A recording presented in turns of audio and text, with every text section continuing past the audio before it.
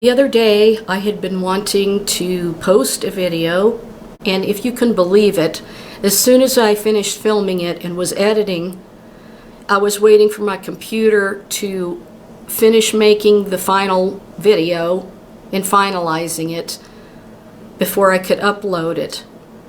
And what happened was that my screen went completely blank, and I tried and tried to get my computer working, and it was not working. Now remember, a couple, maybe 2 months ago or so, 3 months, I had my computer crash and the hard drive went, and they were able to retrieve the information. But when I went to get my computer, they failed to do the backup part of it. And instead of leaving my computer there for a couple more days for them to do that, I took it back to the hotel. And so when I was doing the video the other day, guess what? The new hard drive they put in actually crashed. And this time it crashed with all my photographs, videos, and all my data is in that computer. So they put in a hard drive that had parts that broke. So now they're shipping my hard drive. They took that one out, put in another one, and I'm thankful that they did it without charging me again for another hard drive, because really they put in a lame piece of equipment. And so it's going to take maybe 4 weeks, hopefully not that long, but they're shipping my data to Kentucky to see if they can get the restoration of what I had in my computer. So that happened. And on the same day, I got a phishing email, somebody pretending to be PayPal, somebody trying to infiltrate something that is not even there anyway. I mean, it's just crazy. So then I had to deal with that issue. I had to report them to the Federal Trade Commission as well as reporting them to PayPal. So they're not going to get away with that. And I had my eyeglasses break. And then all of this stuff is going on. Before that happened, I found out that they're raising the price on every single one of my storage units. So now I'm in a panic trying to figure out, how I can single-handedly just deal with all of these huge boxes and huge pieces of furniture that are from our household. And I just need prayers. And today, to top it off, my diabetes, I just suddenly got low blood sugar, and I was shaking like a leaf and feeling bad all day. And I just really need prayers. The video that I was going to upload, I actually do have the footage still in my camera. So it's, even though it was transferred into the computer that crashed, I still have that SD card with the video clips on it that I can redo it, or I can just tell you basically what it said right here. And so that's what I'm going to do, because I put forth a lot of editing and it took hours on end to try to edit, and then my battery ran out, so I had to come back and film part of it in the evening when the curtains were closed, and so it just didn't match with the lighting. But one of the things I was talking about in that video was the fact that Breaking Israel News had reported about a new school that's in the Judean hills, where they're actually, the gentleman that's running the school is YONI Zadok. In my video, I was talking about the Zadok priesthood and how that during the time of King David, when King David had the people coming against him that were trying to take his throne and his own family, you had two high priests. One was Zadok the priest, and the other one was Abiathar. And their line of family were supposed to maintain the priesthood, but when it came time to pick sides, so to speak, it was Zadok who remained faithful to King David and King Solomon, and Abiathar basically went with the opponent of King David and King Solomon. And so God, because Abiathar did not remain faithful in the priesthood to the royal family, basically God cut off Abiathar's priestly line. And so when Solomon became king, King David sent Solomon with Zadok the priest and Nathan the prophet. They took Solomon down on King David's mule down to the Gihon spring, and they took a horn of oil from the tabernacle and poured it on Solomon's head, and they anointed King Solomon the king. And when King Solomon's kingship started, there were no longer two high priests. One was removed, and Zadok was the one who remained faithful. It's kind of like what happened with this situation this past week, where you had 10 traitors and they did not remain faithful. So, you know, what happens is God removes these people. So, I don't know how that'll play out, but that's up to God, not me. But I know that Zadok was, you know, there's just an incredible story about the Zadok priesthood and how, you know, they believe that some of those Zadok priests, some of those in that line went out to the Dead Sea area. And I have heard things about that they believe they may be responsible for writing the Dead Sea Scrolls, you know, when the temple was destroyed, and they preserved these scriptures in these earthenware jars. So our Messiah is coming in the order of Melchizedek, and Zadok is really that line. The end of Melchizedek is Zadok on the end of Melchizedek. So the Messiah, he's not coming in the Levitical priestly line. He's coming from the tribe of Judah after the order of Melchizedek. And so that priesthood is different than the Levitical one. And our Messiah is coming in that as the high priest and king. I have a friend from Jerusalem that my miracle of the almond tree happened with, and she actually sent me a photograph where they excavated under the ground, and they were by the Gihon spring, and they actually found carved out, chiseled arched doorways, you know, within the rock, that it had some inscription. And they know that that's the exact place where Zadok took King Solomon to anoint him as the king. So I was reading the whole story about how they've just opened this new school out in the Judean hills for the guy that is running the school is YONI Zadok, which I find very interesting.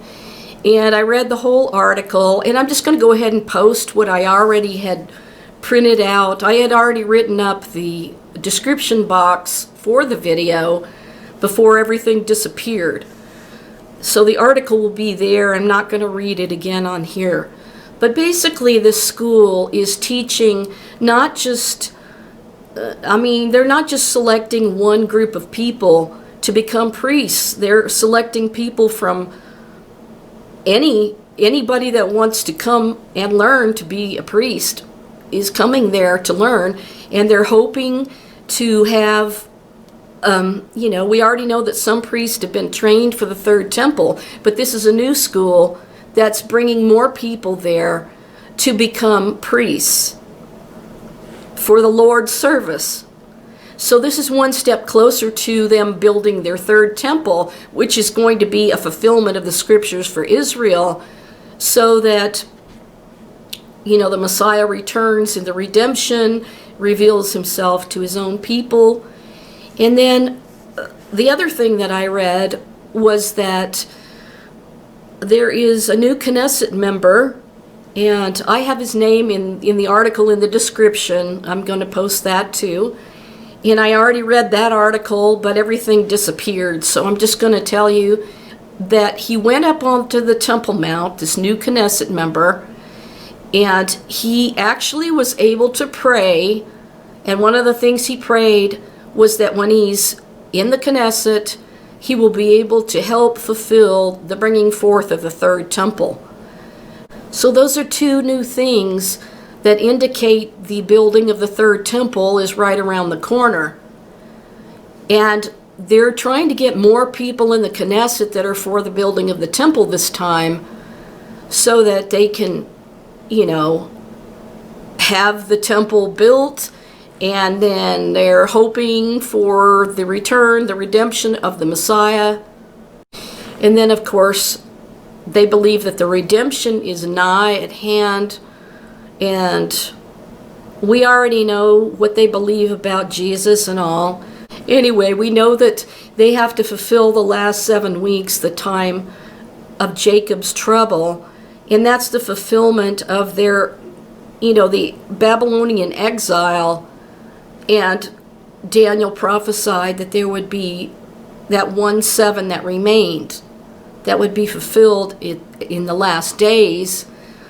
And so one of the keys that they believe was revealed to these rabbis is that they believe that they know the time frame in which the Messiah is due to come.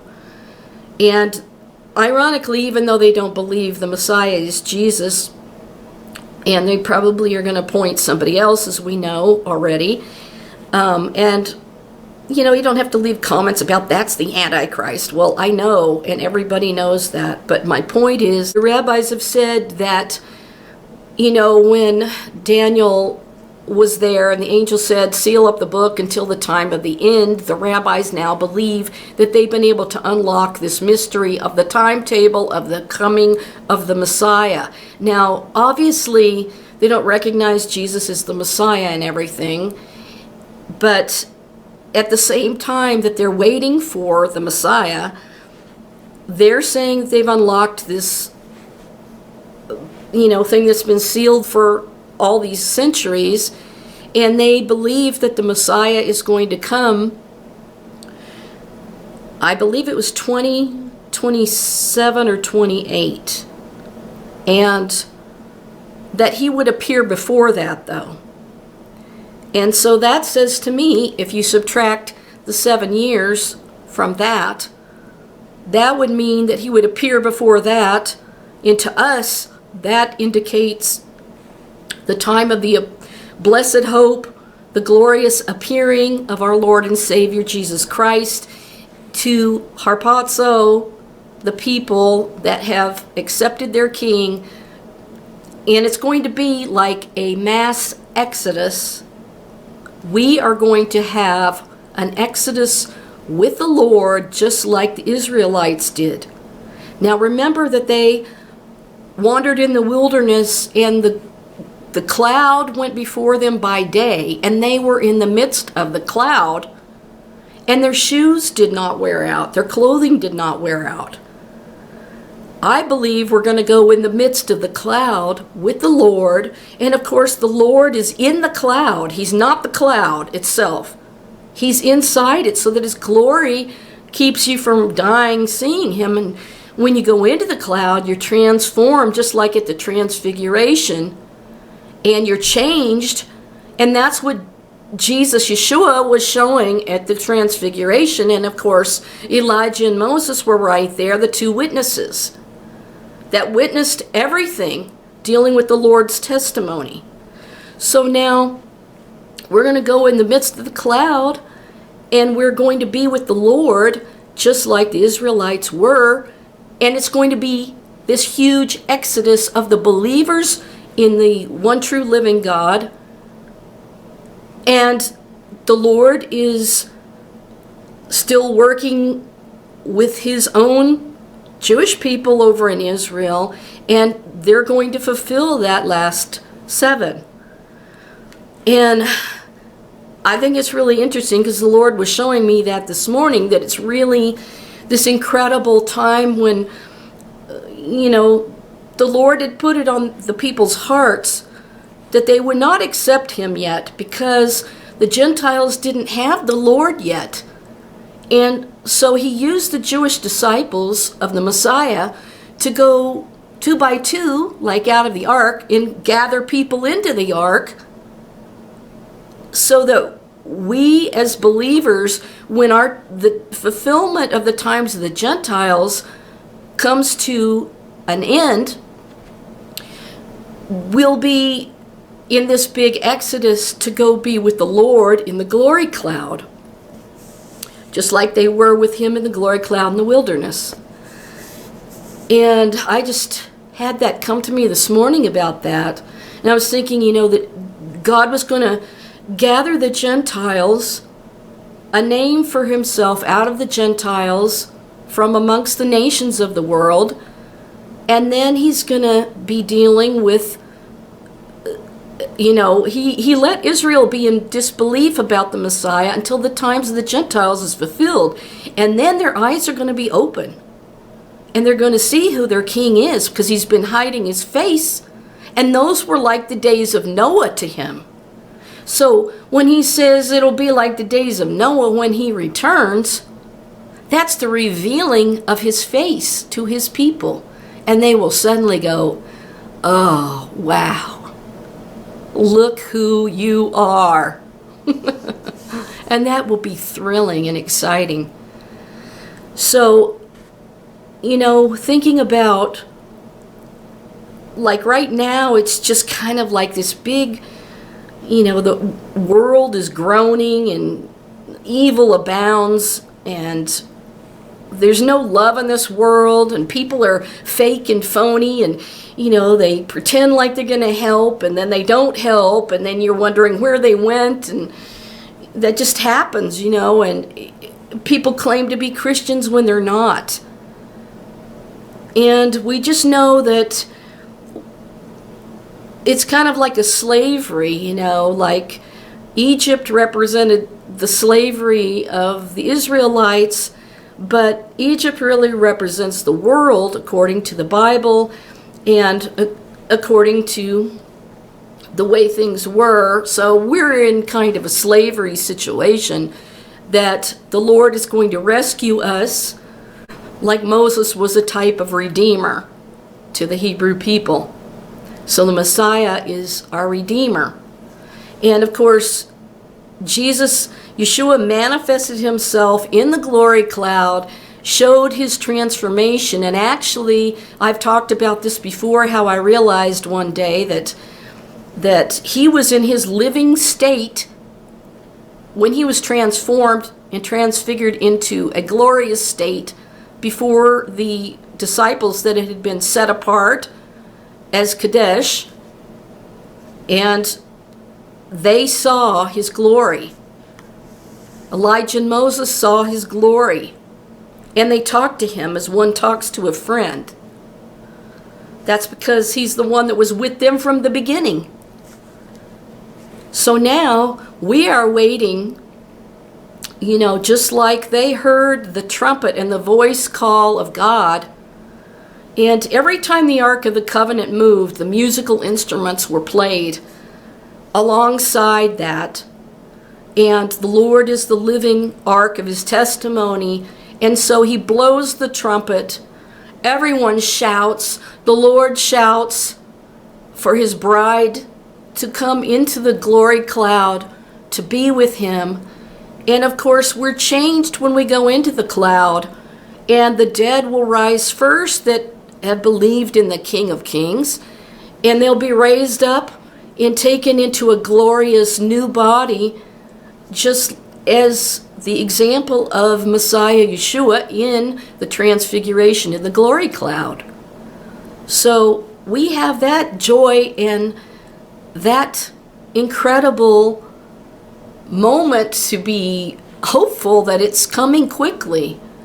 So I just wanted to explain that, because I thought if you think about our exit as an exodus, and he has saved us, let me just say that the Lord called Pharaoh the great dragon, the serpent of old, and So that represents Satan. And so when the Messiah came and redeemed us back to God from the sin of Garden of Eden, he's taking us back to the garden. And he's reversed the curse of the serpent Satan so that we can go back and live in the divine presence of God.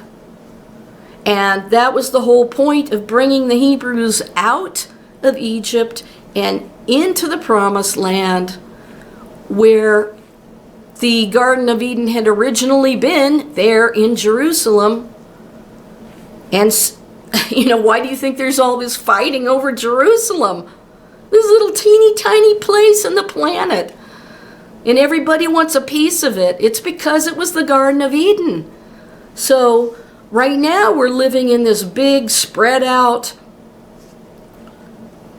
representation of Babylon, everything in the world where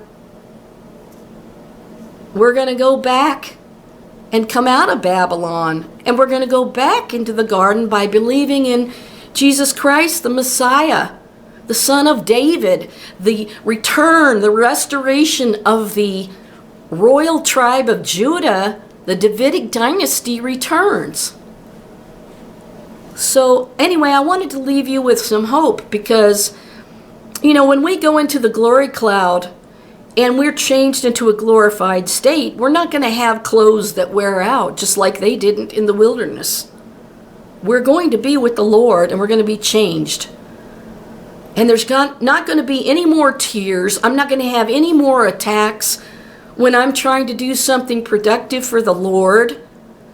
And we're going to see what's going to happen, and I'm going to keep reporting on any updates that come along. But this morning when that came to me about the Exodus, I just thought, that is really profound, and it really gave me a lot of hope. I hope this blesses you, and I'm sorry that my computer crashed and I was not able to upload the video before it disappeared. But the things about the third temple were just in Israel 365 News, and I'm going to post the links. But we've got something exciting to think about going into that glory cloud. I really think that this information is very eye-opening, and it makes it more clear about what the rapture actually is, to be going under God's protection and to be protected in the glory cloud with the Lord in the midst of the glory cloud. And it was just really incredible to see this, and I wanted to share it. Just one more thing I thought about, I wanted to say, was that I was listening to a video that came up. I don't usually listen to him much at all, except I used to see him on TV. But Max Lucado made the statement that Noah did not see one drop of rain fall. He was already in the ark. And Lot was not in the city anymore. He was removed before one brimstone ball fell from heaven. That kind of gives an indication right there that before the judgment falls, the people are removed. The people are safe in the arms of God. And we know we're going in our Exodus, because we're crossing over into the eternal promised land. So I just wanted to say, if you want to read some incredible things about the Messiah of Israel, look into getting a copy of my book about the almond tree, Aaron's rod, the Messiah King of Israel, from olivepresspublisher.com.